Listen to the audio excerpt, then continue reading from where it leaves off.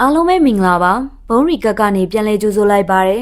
တန်စင်ချင်းဆိုတဲ့ခေါင်းစဉ်အောက်မှာငရဲကိုဖိတ်ခေါ်မိခဲ့ရင်ဘာဖြစ်လာမလဲယုံကြည်ခြင်းတွေလဲကျော်သွားတဲ့အခါကယ်တင်ခြင်းဟာကျိန်စာအဖြစ်ပြောင်းလဲသွားတတ်ပါတယ်ဒီနေ့မှာတော့အပြစ်တွေကိုစီးကြောဖို့ကြိုးစားရင်မိစ္ဆာတကောင်ရဲ့ထောင်ချောက်ထဲမှာနှစ်ပေါင်းများစွာပိတ်မိခံခဲ့ရတဲ့အမျိုးသမီးတစ်ယောက်ရဲ့ထိတ်လန့်ဖွယ်ရာဇာတ်လမ်းကိုတင်ဆက်ပေးသွားမှာဖြစ်ပါတယ်ဒါကတော့ The Baptism လို့အမည်ရတဲ့ရုပ်ရှင်ဇာတ်လမ်းပဲဖြစ်ပါတယ်သူမရဲ့အဖြစ်တွေကိုစေးကြောတန့်စင်ပေးဖို့ရည်ရွယ်ခဲ့တဲ့နှစ်ချင်းမင်္ဂလာဟာသူမကိုမိစ္ဆာတကောင်နဲ့နှစ်ပေါင်းများစွာအတူနေထိုင်သွားဖို့ဖိအားပေးခဲ့တယ်လို့ဖြစ်ခဲ့ပါတယ်။ဇလန်းကိုတော့2015ခုနှစ်ဝေးလံခေါင်ပြတဲ့ဘုရားကျောင်းတစ်ခုမှာစတင်ထားပြီးအတိတ်ကကျူးလွန်ခဲ့တဲ့ကြီးလေးတဲ့အဖြစ်တွေကိုခြေဖြတ်ဖို့ဒုတိယကြိမ်တန့်စင်ခြင်းခံယူရမယ်လို့ယုံကြည်ရတဲ့အဲလစ်ဆိုတဲ့မိန်းကလေးငယ်တဦးအတွက်နှစ်ချင်းမင်္ဂလာအခမ်းအနားကိုကျင်းပနေတာဖြစ်ပါတယ်။အခမ်းအနားကိုဘာသာဝင်တွေတက်ရောက်ကြပြီးအစပိုင်းမှာတော့ပုံမှန်ဘာသာရေးဝတ်ပြုပွဲတစ်ခုလိုထင်ရပေမဲ့သူတို့ရဲ့လှုပ်ဆောင်မှုတွေဟာခရီးယန်ဆုံးမစစ်တွေနဲ့တွေ့ဖက်နေတာကိုတဖြည်းဖြည်းနဲ့မြင်တွေ့လာရတာပဲဖြစ်ပါတယ်။တန့်စင်ခြင်းခံယူရမယ့်ဝိညာဉ်ကိုလမ်းပြပေးဖို့အတွက်သူတို့ကတန်ရှင်းသူလို့သတ်မှတ်ထားတဲ့ဝိညာဉ်တွေကိုပင်ပေးလေးရှိလို့ပါ။တည်ငြိမ်အေးချမ်းတဲ့အငွေ့သက်ဟာဖះเจ้าကောင်းဆောင်တူဖြစ်တဲ့အဲမာရောက်ရှိလာပြီးအဲလစ်ကိုလာရူရဲ့နာမတော်တိုင်တယ်ပြီးနှစ်ချင်းပေးဖို့အကြီးကဲတွေစီကအမိန့်ကိုကြီးညာလိုက်တဲ့အခါတင်းမာသွားခဲ့ပါတယ်။အဲ့ဒီနာမည်ကိုရွတ်ဆိုလိုက်တာနဲ့တပြိုင်နက်အခန်းထဲကဖျောင်းနိုင်အားလုံးရုတ်တရက်မီးငိမ့်သွားခဲ့ပါတယ်။စက္ကန့်ပိုင်းအတွင်းမှာပဲအဲလစ်ရဲ့ခန္ဓာကိုယ်ဟာမမြင်ရတဲ့အင်အားတစ်ခုရဲ့ဆွဲငင်ခြင်းကိုခံလိုက်ရပြီးနှစ်ချင်းရေကန်ထဲကိုကျဆင်းသွားတဲ့အတွက်လူအများလည်းထိတ်လန့်တုန်လှုပ်ကုန်ကြပါတယ်။တင်းအိုစီယာကသူမကိုရေမျက်နှာပြင်ပေါ်ပြန်ဆွဲတင်မှုကြိုးစားနေချိန်မှာပဲအဲလစ်ရဲ့အမြင်မှာတော့ပန်းရောင်ကောင်းကိုဝတ်ထားပြီးကြောင်းမပွင့်မျက်နှာရှိတဲ့အမျိုးသမီးတစ်ယောက်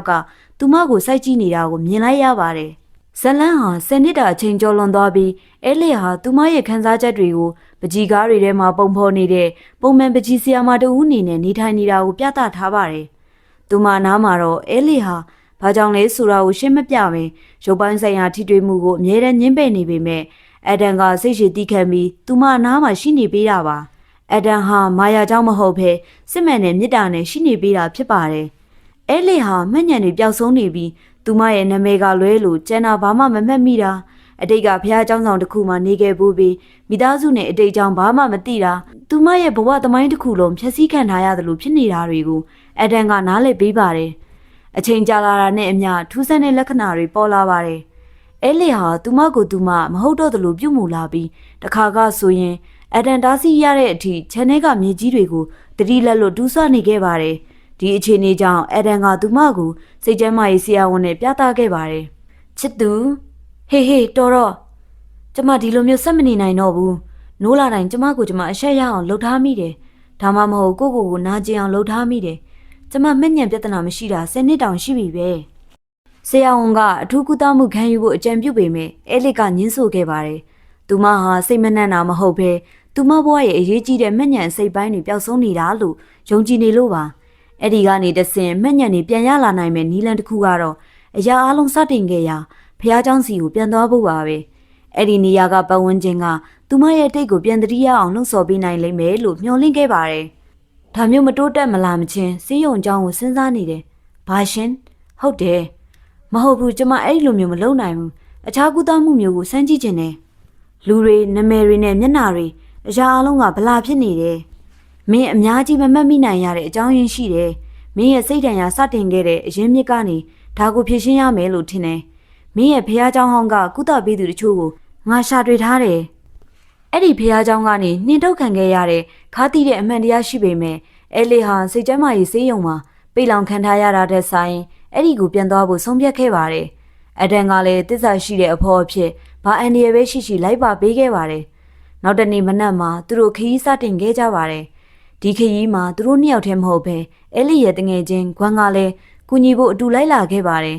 ဖះเจ้าဟာတောနက်ထဲကဝေးလံတဲ့တောင်တန်းဒေသမှာရှိတာကြောင့်ခီးစင်ဟာထင်ထားတာထက်ပိုပြီးပင်ပန်းလာပါတယ်။အဲလစ်ဟာသူမရဲ့မှတ်ဉာဏ်တွေပြန်ရအောင်ကူညီပေးနိုင်မယ်။ကုသပေးသူ2ယောက်နဲ့ည10:00နာရီမှာတွေ့ဆုံဖို့ချင်းဆိုထားပါတယ်။တစ်ဖက်မှာတော့အဲမာနဲ့သူမရဲ့သားဟိုင်ရန်တို့ကိုပြသထားပါတယ်။အဲမာရဲ့မိသားစုဟာမျိုးဆက်နဲ့ချီပြီးစိတ်ပိုင်းဆိုင်ရာနဲ့ဝိညာဉ်ရေးရာကုသမှုတွေမှာကြံ့ကြံသူတွေအဖြစ်လူသိများပေမဲ့အတိတ်ကအမောင်ဖုံးတဲ့ဖြစ်ရတစ်ခုကြောင့်အဲ့ဒီလုပ်ငန်းတွေကိုရန်နာပြီးလူနာလက်မခံတော့တာကြပါပြီကုသမှုလာတောင်းခံသူဟာအဲလစ်ဖြစ်နေတာကိုတီးလိုက်ရတဲ့အခါဟိုင်ရန်ကအတိတ်ကအမားတွေကိုပြုပြင်ဖို့အတွက် အဲမာကိုကုသပေးဖို့တောင်းဆိုပါတယ်။ဒါပေမဲ့အဲမာကတော့အတိတ်အကြောင်းပြောဆိုတာကိုပြင်းပြင်းထန်ထန်တားဆီးခဲ့ပါတယ်။နေကောင်းလားအမေလူနာအသိရှိတယ်။ငါတို့ဒီလုပ်တွေမလုပ်တော့ဘူး။သူကတိတ်လာတာပဲကျင်နာတတ်တဲ့ကောင်းမလေးပါ။အဲလစ်လေအဲလစ်တက်ကသူမအတန်တိတ်သွားတာကျွန်တော်ပြစ်ကြောင်းမို့လို့ပါ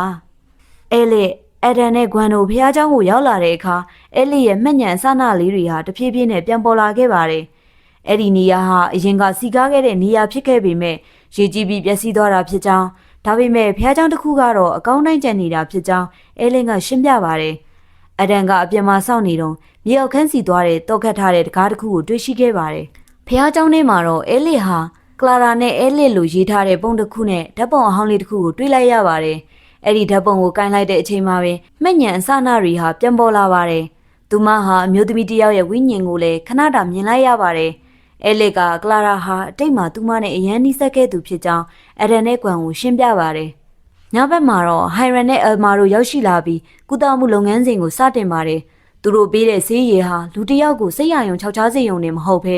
စိတ်ရဲ့နှမ်းဆိုင်တဲ့အလွှာကပိတ်လောင်ထားတဲ့မှတ်ညံတွေကိုပြန်ပွင့်လာစေတာပါ။ကုသမှုအတွင်းမှာအဲလစ်ဟာသွေးတွေအန်ထုတ်ခဲ့ပြီးအဲမာကအဲလစ်ရဲ့ဘိုက်ပေါ်မှာတင်ကေတာတစ်ခုဆွဲကာနှင်ထုတ်ခြင်းထုံးတန်းကိုပြုလုပ်ခဲ့ပါတယ်။အဲ့ဒီအခါအဲလစ်ရဲ့ပါးစပ်ထဲကနေမွေးနဲ့တူတဲ့အရာတစ်ခုထွက်လာပြီးကြောက်မက်ဖွယ်ပုံသဏ္ဍာန်တစ်ခုအဖြစ်ပြောင်းလဲသွားတာကိုမြင်လိုက်ရပါတယ်။အဲလစ်သူမကိုယ်ရဲ့ထွက်ခဲ့ထွက်လာစမ်းနောက်တနေ့မနက်မှာအဲမာကအနှောက်ယှက်တွေကင်းစင်သွားပြီဖြစ်လို့အမြန်ဆုံးထွက်သွားဖို့တတိပေးပေမယ့်အဲလစ်ကတော့သူမရဲ့မှတ်ညံတွေအကုန်ပြန်မရသေးတာကြောင့်ဆက်နေဖို့ပဲဆုံးဖြတ်ခဲ့ပါတယ်။အဲလစ်ဟာသူမနဲ့ကလာရာတို့ကြားကဆက်ဆံရေးဟာရိုးရိုးခင်မင်မှုထက်ကျော်လွန်တဲ့ချစ်သူတွေဖြစ်ခဲ့ကြတာကိုအဒန်ကိုဝန်ခံလိုက်ပါတယ်။ဒါကိုသိလိုက်ရတဲ့အဒန်ဟာစိတ်ပြတ်သွားပြီးသူတို့နှစ်ဦးစကားများကြပါတယ်။ဂွမ်ဟာဖះเจ้าထဲမှာထူးဆန်းတဲ့အရာတွေကိုမြင်တွေ့ပြီးပိတ်မိသွားခဲ့ပါတယ်။အဲလင်နဲ့အဒန်တို့ရောက်လာပြီးကူညီခဲ့ကြပါတယ်။အပြင်မှာတော့တိရစ္ဆာန်အသေးကောင်တွေကိုချိတ်ဆွဲထားတာကိုတွေ့ရတဲ့အတွက်သူတို့ထွက်သွားဖို့ကြိုးစားပေမဲ့ကားဆက်နိုးမရဖြစ်နေပါတယ်။အဲ့ဒီအချိန်ဟိုင်ရန်ရောက်လာပြီးကားပြင်ပေးနေချိန်မှာအဲလစ်ရဲ့ကိုယ်ထဲကထွက်သွားတဲ့ဝိညာဉ်ဟာအခုလွတ်လပ်သွားပြီဖြစ်လို့အန်ဒီရှိကြောင်သတိပေးပါတယ်။တစ်ဖက်မှာတော့အမာကသူမရဲ့အမှားကြောင့်လာရူးလို့ခေါ်တဲ့စုံမရဲ့ဝိညာဉ်လွတ်မြောက်သွားတာကိုသိပြီးနောင်တရနေပါတယ်။လာရူးဟာအရင်ကဖះเจ้าဝင်ဖြစ်ပြီးမိန်းကလေးငယ်တွေကိုရစ်ပူဇော်ခဲ့သူဖြစ်ပါတယ်။သူမအသက်မခံရခင်မှာဂလဲစားချီဖို့အတွက်လည်းကျိန်ဆိုခဲ့တာပါ။အဲလစ်ရဲ့နှစ်ချင်းမင်္ဂလာညမှာအမာက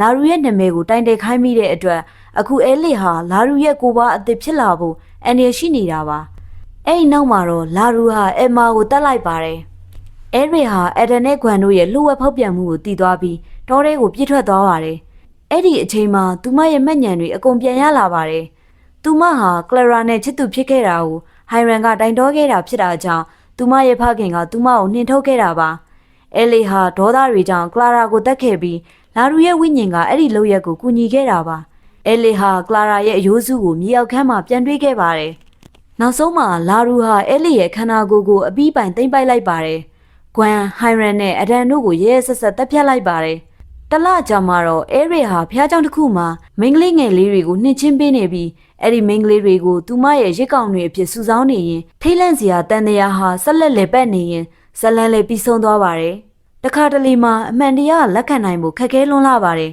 ။အဲလစ်အတွက်တော့သူမရဲ့အတိတ်ကိုပြန်ရှာဖွေခြင်းဟာကယ်တင်ရှင်ကိုရှာဖွေခြင်းမဟုတ်ဘဲသူမကိုယ်တိုင်လည်းလူသက်သမားတစ်ယောက်ဖြစ်ခဲ့တဲ့ဆိုတဲ့အသည့်နဲ့အတူမိစ္ဆာရဲ့သိမ့်ပိုက်ခြင်းကိုခံလိုက်ရတာနဲ့ပဲအဆုံးသတ်သွားခဲ့ပါတယ်။ဖះเจ้าရဲ့ခေါင်းလောင်းတန်တွေအောက်မှာနောက်ထပ်ရစ်ကောင်တွေဘယ်နှယောက်တောင်ထပ်တိုးလာအောင်မလဲဆိုတာကတော့ရင်လေးစရာပါပဲ။ဒီဗီဒီယိုလေးကိုသဘောကျတယ်ဆိုရင် like and subscribe လုပ်ထားပေးဖို့မမေ့ကြပါနဲ့ဦးနော်။နောက်ထပ်ဘယ်လိုဇာတ်ကားကောင်းတွေကို recap လုပ်ပေးစေခြင်းလဲဆိုတာကိုလည်း comment မှာရေးသွားပေးလို့ရပါတယ်ရှင်။ကြည့်ရှုပေးကြတဲ့တဦးတစ်ယောက်ချင်းစီကိုလည်းကျေးဇူးအများကြီးတင်ပါတယ်။နောက်ထပ်စိတ်ဝင်စားဖို့ကောင်းတဲ့ဇာတ်လမ်းလေးတွေနဲ့ပြန်ဆောင်ကြပါမယ်နော်။အားလုံးပဲတာယာတဲ့နေ့လေးဖြစ်ပါစေရှင်။